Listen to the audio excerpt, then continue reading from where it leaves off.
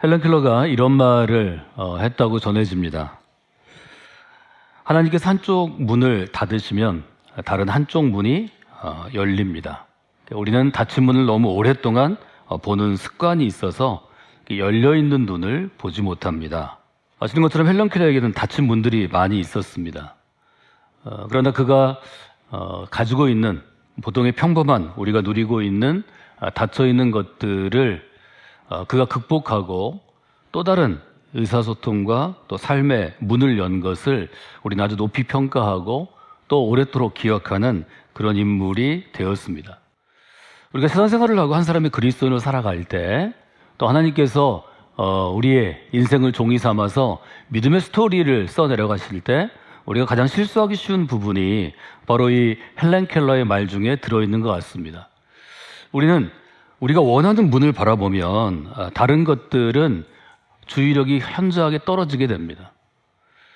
내가 또 하고 싶은 것들이 눈앞에 있으면 다른 옆에 것들은 잘 듣지 못하고 잘 깨닫지 못합니다. 우리가 통증의학과라는 통증을 다루는 분야들이 지금 아주 전문적으로 병원마다 생겼는데요. 예를 들어서 우리가 고통을 느낄 수 있습니다. 우리가 예를 들어서 오른쪽 어깨가 많이 아프면 오른쪽 어깨에 내가 갖고 있는 모든 감각을 집중합니다. 그래서 오늘은 오른쪽 어깨가 아파서 병원에 가서 의사 선생님을 만나고 치료를 받고 주사도 맞고 했더니 오른쪽 어깨가 많이 좋아졌습니다. 내일 아침에 일어나면 왼쪽 무릎이 아프기 시작합니다. 오른쪽 어깨가 아팠을 때는 무릎은 그냥 괜찮은 줄 알았는데, 멀쩡한 줄 알았는데 오른쪽 어깨의 통증이 좀 가시고 나니까 왼쪽이 아프죠. 그때 여러분이 다시 병원에 가서 그렇게 얘기할 수 있습니다. 통증이 이사했어요. 어깨에서 무릎으로. 대부분 통증을 전공한 의료진들은 그렇게 얘기할 겁니다. 아니, 사실은 오른쪽 어깨도 아프고 왼쪽 무릎도 벌써 아팠을 것입니다. 근데 오른쪽 어깨가 너무 아프니까, 즉 통증의 그 레벨 1에서 10까지 예를 들어 우리가 표를 나누자면, 그러면 레벨이 높아서 왼쪽은 좀 잊고 있다가 오른쪽이 좀 평안해지니까 왼쪽 무릎이 아프죠. 왼쪽 무릎이 좀 낫고 나면 아마 오른쪽 무릎도 아플 것입니다. 그것이 바로 우리가 갖고 있는 일종의 감각이 갖고 있는 특징 중에 하나입니다. 우리가 하나에 집중하면 다른 것들에는 집중력이 떨어지기 때문에 좀 덜 느끼게 됩니다. 현실보다. 다시 말하면 한 가지 집중하면 그 집중하는 것에 더 많이 느끼게 된다는 거죠. 더 많이 생각하게 된다는 거죠. 우리는 되게 내 앞에 가고 싶은 문이 닫히면 그 닫힌 문을 바라보느라고 하나님이 다른 쪽 문을 열어놓으셔도 다른 쪽 문을 찾지 못하는 어리석음이 우리 가운데 있습니다. 그런 점을 여러분들이 한번 돌아보시면서 여러분의 믿음의 스토리를 돌아보시면 좋을 것 같습니다. 사도 바울도 마찬가지였습니다. 사도 바울도 자기가 가고 싶은 길이 있고 자기가 걷고 싶은 길이 있고 자기가 열고 싶은 문이 있었기 때문에 그가 원하는 문을 바라보는 똑같은 삶을 살았을 것입니다. 그래서 살다 보니까 또 믿음 안에서 하나님의 일들을 경험하는 일종의 교회를 세우는 목회자로 살아가면서 그는 많은 것들을 새롭게 배우게 됩니다. 고린도에 있는 교인들이 그렇게 살았던 것 같습니다. 고린도에는 로마 제국 안에서는 가장 화려하게 문화나 또 예술이 또 지성이 뛰어난 곳이었고 또 경제적으로도 풍족한 곳이었고 또 모든 사람들이 통과하는 일종의 관문과 같은 곳이었기 때문에 고린도는 굉장히 사람들이 스스로를 높이 평가했습니다. 자기들이 갖고 있는 지성, 자기들이 갖고 있는 삶의 수준, 자기들이 갖고 있는 또 생각하고 있는 누리는 교양이나 예술에 비해서는 굉장히 자신들을 고귀하게 생각했던 것 같습니다. 바울은 그 사람들과 함께 신앙생활을 권하고 복음을 전하고 그리스도인으로 훈련시키는 과정 가운데 큰 문제가 그들에게 있다는 것을 알게 됩니다. 그래서 고린도 교인들에게 이렇게 얘기합니다. 여러분, 서 있는 줄로 생각하는 사람은 넘어질까 조심해야 합니다. 여러분들은 굉장한 수준으로 담대하게 서 있는 것 같지만 실제로는 넘어지기 쉬운 사람들입니다. 그리고 13절에 이렇게 되어 있습니다. 사람이 감당할 시험 밖에는 너희가 당한 것이 없나니. 하나님께서 우리에게 견딜 수 없이 어려운 일들을 주실 수 있습니다. 성경이 얘기하는 시험, 또 시련, 고난, 어려움, 이것들을 제가 좀 풀어서 쓴 것이 견딜 수 없이 아주 힘든 시간이라고 좀 풀어서 썼습니다. 그런데 아주 분명하게 바울은 그의 인생을 통해서, 그의 목회를 통해서 그런 시간들을 너무 자주 또 파도처럼 계속해서 반복해서 겪었기 때문에 일종의 하나님께서 하나님의 사람들을 통해서 어떻게 믿음의 스토리를 써가는지를 잘 설명해 주고 있습니다. 13절 저랑 같이 한번 읽어볼까요? 사람이 감당할 시험 밖에는 너희가 당한 것이 없나니 오직 하나님은 미쁘사 너희가 감당하지 못할 시험 당함을 허락하지 아니하시고 시험 당할 즈음에 또한 피할 길을 내사 너희로 능히 감당하게 하시느니라. 그래서 제일 중요한 부분이 저는 피할 길을 내사라는 구절이라고 생각합니다. 우리에게 어려운 시련이 올 수 있습니다. 그것은 견딜 수 없이 힘들 것입니다. 그것을 이기기 위해서 우리는 믿음 안에 있어야 하고, 그것을 이기기 위해서 하나님을 바라봐야 하고, 그것을 이기기 위해서 하나님의 때에 하나님이 행하실 일을 기다릴 줄 알아야 합니다. 여기서 피하다라는 단어는 벗어나다 이런 단어로 번역할 수도 있습니다. 그래서 피할 길을 내사라는 개역의 번역은 표준세 번역으로 하면 벗어날 길을 마련하여 주셔서 벗어날 길을 준비해 주셨다는 것입니다. 표준세 번역은 제가 13절을 다시 읽으면 이렇게 쓰여 있습니다. 사람이 흔히 겪는 시련 말고는 여러분에게 덮친 시련이 없었습니다. 하나님은 신실하신 분입니다. 그분은 여러분이 감당할 수 있는 능력 이상으로 시련을 당하는 것 혹은 시련을 경험하는 것을 허락하시지 않습니다. 하나님께서는 시련과 함께 벗어날 길도 마련하고 준비해 주셔서 여러분이 그 시련을 견디어낼 수 있게 하십니다. 여러분 이 말씀을 꼭 암송하시기 바랍니다. 하나님 어떻게 다른 쪽 문을 여실까요? 견딜 수 없는 어려움을 버텨낼 때 견딜 수 없는 어려움을 믿음 안에서 좀 기다리며 하나님이 일하심을 기다리며 참아내고 거룩한 기대를 품고 나아갈 때 하나님께서 사랑하는 자녀에게 주시는 선물이 있습니다. 저는 닫힌 문을 여는데 제일 좋은 선물이 사람이라고 생각합니다. 사람을 주시는 체험을 저는 제 삶 가운데 여러 번 또 자주 했습니다.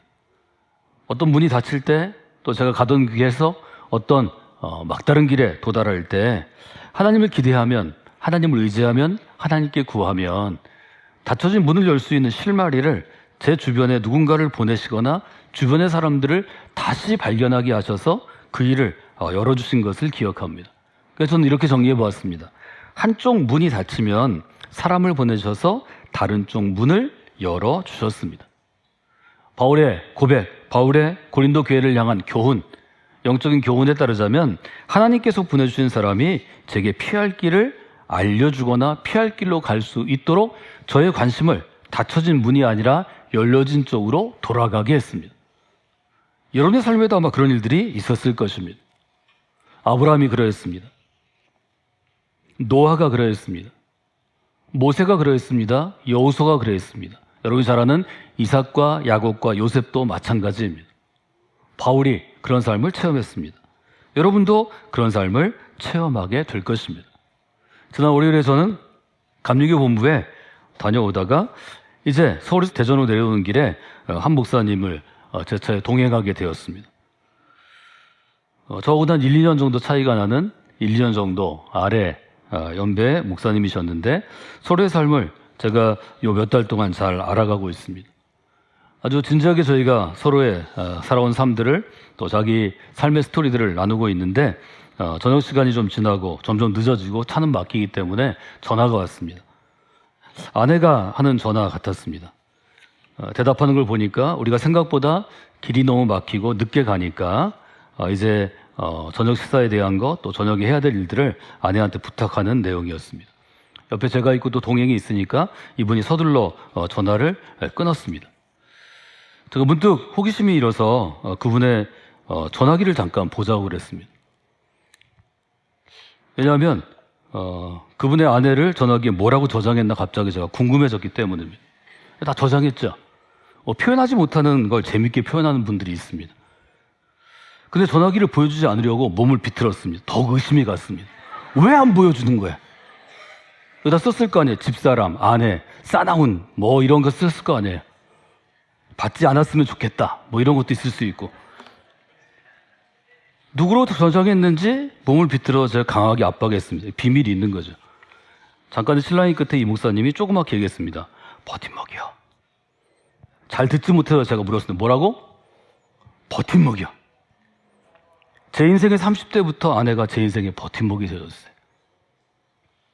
목회를 하면 여러분이 생각한 것보다 훨씬 어렵고 힘든 일들이 신학교에 갈 때, 신학교에 가서, 목회지에 나가서, 또 뭐 저희처럼 큰 교회에서 일하다가도, 아니면 조그만 시골 교회에 가서도 사실 눈물 나는, 견디기 힘든 일들이 많이 있습니다. 제가 좀 농담을 하려고 그랬는데 농담을 못했습니다. 저한테 그 얘기를 하는 이 목사님의 눈에 30대부터 제 아내가 버팀목이었어요. 그러는데 벌써 눈물이 핑 돕니다. 도저히 농담할 분위기가 아니었습니다. 나 60이 된 남자가 우는 거는 분명히 무슨 스토리, 즉 사연이 있는 것입니다. 직후에 제가 다시 물었습니다. 와이프가 알아요? 당신 아내는 정말 내 남편이 내 아내를 버팀목이라고 저녁에 쓰고 주야로 그걸 묵상하고 주야로 암송하고 주야로 마음에 새기는 것을 아는가? 이게 중요한 일이잖아요. 제가 농담하려고 그랬습니다. 예를 들어서 이 남편은 아내를 버팀목 이렇게 썼는데 아내가 남편을 걸림돌 이렇게 쓰면 굉장히 어렵잖아요. 그래서 제가 다시 물어봤습니다. 제가 질문을 하기 시작하면 끝이 없거든요. 와이프가 목사님이 자기를 버팀목이라고 생각을 알아요? 이분이 얘기하더라고요. 아마 평생을 모르고 살았을 거예요. 그런데 얼마 전에 눈치챈 것 같아요. 그때부터 저는 버팀목이라는 단어를 붙잡고 좀 생각했습니다. 말하자면 버팀목에 관련해서 저는 그리스도인이기도 하고 설교자이니까 버팀목에 대한 생각들을 정리하기 시작했습니다. 오늘 설교를 마무리하는 일종의 설교에 대한 이런 피드백할 수 있는 결단의 질문은 힘들고 지쳐 내가 넘어지고 있을 때 내 인생의 버팀목은 누구입니까? 하는 질문입니다. 버팀목이 뭔가요? 버팀목 하면 아주 우리 익숙한 이미지가 있는데요. 제주도 비자림 숲에 있는 나무인데요. 나무가 옆으로 이렇게 자랄 수 있죠. 넘어질 수도 있죠. 또 지금 보시는 것은 전주에 있는 곰솔나무 사진인데 이게 넘어진 나무를 버티어주는 나무, 조그만 나무를 댄 것을 우리가 버팀목이라고 합니다. 그래서 어떤 물건, 또 여러분이 차에도 버팀목을 할 수 있죠. 경사진 길에서 차가 미끄러져 내리지 않도록 물건이 쓰러지지 않게 받쳐 세우는 나무가 버팀목입니다. 이 1차적인 의미에서 파생돼서 이런 의미로 해석될 수 있죠. 어떤 상황을 지탱해주는 어떤 힘, 혹은 어떤 기초, 토대가 되는 것, 또 우리 가정, 우리 교회를 지탱하는 어떤 토대, 이것도 다 버팀목이라고 쓸 수 있습니다. 그래서 문자적으로는 버팀목이 다 무너져가는 담을, 벽을 지탱하고 있다. 이렇게 예문을 쓸 수도 있고, 또 이 목사님처럼 아내는 내 인생에 정말 없어서는 안 된 버팀목입니다. 이렇게 얘기할 수도 있고, 또 자식에 대한 한없는 사랑이 그 어머니로 하여금, 그 아버지로 하여금 생의 고통과 시련을 견뎌내기 위한 버팀목이 되었습니다. 이렇게 우리가 글쓰기를 할 수도 있습니다. 근데 여러분 전화기에 있는 적어도 수십 명, 수백 명, 아니 큰 사업을 하시는 분들은 수천 명의 사람들을 한번 돌이켜 보시고 전화기 이렇게 저장할 수 있는 분이 있나 한번 생각해 보면 좋겠습니다. 내 인생의 버팀목 010에 몇 번, 내 20대의 버팀목 누구누구, 내 중년의 버팀목 누구누구, 내 노년의 버팀목 누구누구. 저는 여러분들 리더십에 대한 얘기나 또 리더십 주제를 다룰 때 리더십을 다루는 주제 중에 펠로우십 그룹이라는 개념을 설명해 드렸습니다. 적어도 내가 버팀목이라고 생각할 수 있는 사람이 많이 있을 수는 없지만 적어도 두세 명이 있으면 너무 행복한 거고 두세 명이 안 되면 한 명이라도 있어야 됩니다. 사람도 마찬가지입니다. 시편 27편을 제가 오늘 읽었는데요. 한 구절을 따로 떼어 읽지 않고 거의 3분의 1을 다 여러분과 함께 읽었습니다. 할 수 있으면 여러분 끝까지 다 읽으시고 이 시편 27편은 암송하시면 좋겠습니다. 한 2, 3일만 집중하시면 여러분 다 암송하실 수 있습니다.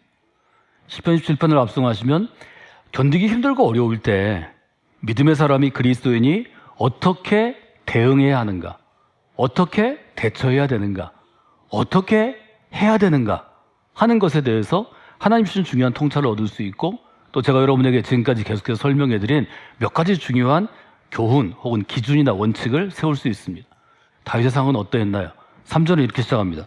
군대가 나를 대적하여 진칠지라도 내 마음이 두렵지 아니하며 전쟁이 일어나 나를 치려할지라도 나는 여전히 태연하리로다. 아주 굉장히 중요한 포인트가 나오죠. 실제로 전투에 참여하는 병사들이 있습니다. 그 중에 경험이 노련한 병사들이 있고 병장들이 있고 예를 들어 신병이 있을 수 있습니다. 이제 갓 훈련을 마치고 왔는데 전투가 벌어진 것입니다.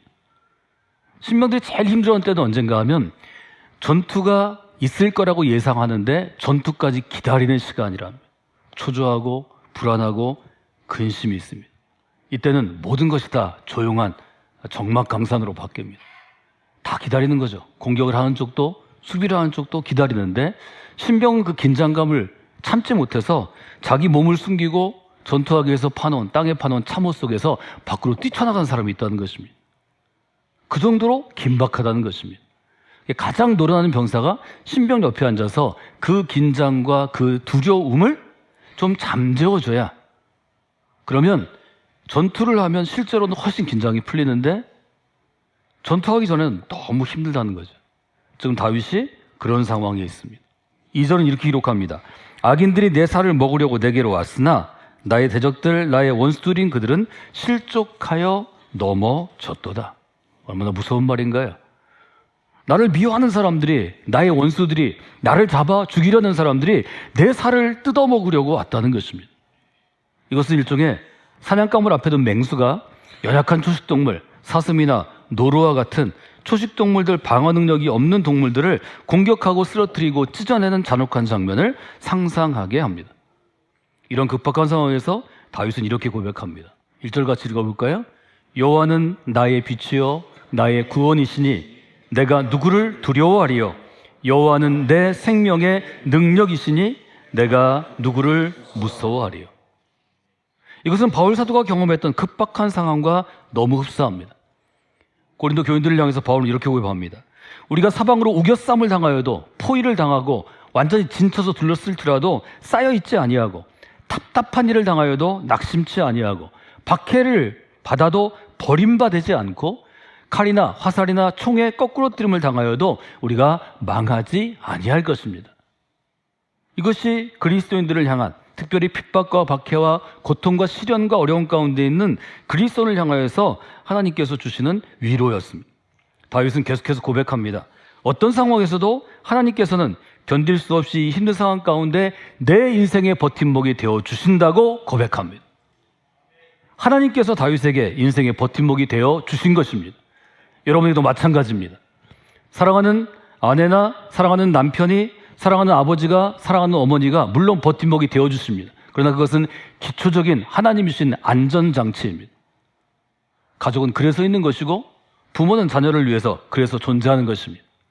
그러나 그 가족이라는 테두리를 넘어가면 누가 우리의 버팀목이 되어줄 수 있습니까? 친한 친구가요? 나랑 평생을 직장생활 같이 한 동료가요? 혹은 내 부하 직원이요? 여러분 어려우면 다 떠날 사람들입니다. 안전한 버팀목은 없습니다. 다윗은 그것을 너무 잘 경험했습니다. 다윗은 인생의 롤모델로 삼고 그를 위해 죽기까지 충성했던 사울이라는 왕이 있었습니다. 다윗을 잡아 죽이려 했던 최초의 인물이 사울 왕입니다. 자기의 모든 것을 주어도 아깝지 않은 가장 사랑하던 아들이 있었습니다. 늙은 다윗을 잡아 죽이려 했던 것이 아들 압살롬입니다. 수많은 배신이, 수많은 가까운 사람들이 등에 칼을 꽂는 일들이 다윗의 삶 가운데 있었습니다. 다윗은 그 가운데 고백하는 것입니다. 5절, 여호와께서 환난 날에 나를 그의 초막 속에 비밀스럽게 지키시고 감추어 두시고 그의 장막 은밀한 곳에 나를 숨기셔서 높은 바위 위에 나를 안전하게 두실 것입니다. 여러분의 삶 가운데 이런 믿음의 스토리가 쓰여지기를 원합니다. 여러분이 경험하기를 원합니다. 다윗은 어떤 상황에서도 여호와 하나님께서 자신을 버리지 아니하실 것을 알고 있었고 믿고 있었습니다. 그래서 이렇게 다윗의 탄원신데요, 이렇게 얘기합니다. 하나님, 하나님의 얼굴을 내게서 숨기지 마옵소서. 하나님, 노해서 나를 버리지 마옵소서. 하나님 나를 버리지 마시고 떠나지 마옵소서. 내 부모는 나를 버렸으나 여호와 하나님께서는 나를 영접하시리이다. 다윗은 뭐라고 기도하나요? 하나님의 얼굴을 돌리지 마소서. 하나님이 나로부터 숨지 않기를 원합니다. 하나님 화내시지 않기를 원합니다. 노하지 않기를 원합니다. 하나님 나를 버리지 않기를 원합니다. 하나님, 매정한 부모가 정말 어쩔 수 없는 상황에서 자녀까지 버리는 그런 일들이 있을 수 있는데, 그러나 하나님은 나를 떠나지 않기를 원합니다. 나를 버리지 않기를 원합니다. 힘들고 어렵고 어려울 때 기다림 가운데 하나님의 만져주심에 거룩한 기대를 품고 있을 때 여러분 이렇게 기도하는 분들이 되시길 원합니다. 부모는 물론 자식을 버리지는 않습니다. 다윗이 부모로부터 버림받는 것은 아닙니다. 그러나 인간에게 가장 친밀한 부모조차도 자기가 특별한 상황, 죽을 수밖에 없는 상황, 어려운 상황이면 자녀도 버릴 수 있는 게 인간입니다. 그런 상황에서도 하나님께서는 나를 버리지 아니하리라고 바울은 고백합니다. 여러분, 이 고백이 여러분에게 큰 힘이 되시기를 원합니다. 여기 여호와를 영접하다, 이런 뜻은 모으다라는 뜻입니다. 마치 마음이 좋은 어떤 나이든 이들이 전쟁 중에 죽어가고 굶어가고 상처를 당하고 고통을 당해서 아파하는 어린아이들을 모아서 한국 전쟁 후에 한국에 수많은 고아원들이 생겼듯이 부모에게 버림받은 아이들을 선한 양부모가 그들을 길러주듯이 마치 그런 장면들을 우리가 생각할 수 있습니다. 여러분, 세 가지를 기억하시면 좋겠습니다. 이 시편에서 제일 중요한 것은 14절입니다. 너는 여호와를 기다릴지어다. 강하고 담대하며 여호와를 기다릴지어다. 여러분, 기다리는 시간 동안, 하나님의 때가 오는 동안 지난주에 말씀드린 것처럼 거룩한 기대를 품어야 합니다. 거룩한 기대와 더불어 한 가지 더 우리가 갖춰야 될 자세가 있습니다. 첫째, 여러분 이렇게 고백하십시오. 하나님께서 내 인생의 버팀목이 되어 주십니다. 그 믿음을 가지고 두 번째는 기다리는 것입니다. 기다리기 위해서는 지난주에 세 가지를 말씀드렸습니다. 첫째, 하나님을 바라보기. 둘째, 기다림이 필요한 것을 알고 깨닫고 실천하기. 세 번째, 기다림 가운데 거룩한 기대를 품기. 거룩한 기대를 품으면서 여러분의 마음 가운데 여러분이 기다리는 자세를 자꾸 돌아보셔야 합니다. 그 자세는 강하고 담대함으로 기다리는 것입니다. 강하고 담대하라. 이것은 하나님의 사람들에게 주신 하나님의 선물입니다. 두려움에 떨면서 이스라엘 백성들이 새로운 약속의 땅 가운데 정착할 때 여호수아에게 주신 말씀이 바로 이 말씀입니다. 여호수아야, 강하고 담대하라. 나는 너의 구원이요 너의 빛이요 너의 생명의 능력이라. 다윗이 고백한 것이 바로 여러분이 경험한 것들이 되기를 원합니다. 그 고백과 그 믿음이 여러분을 지켜주시기를 주님의 이름으로 축원해 드립니다.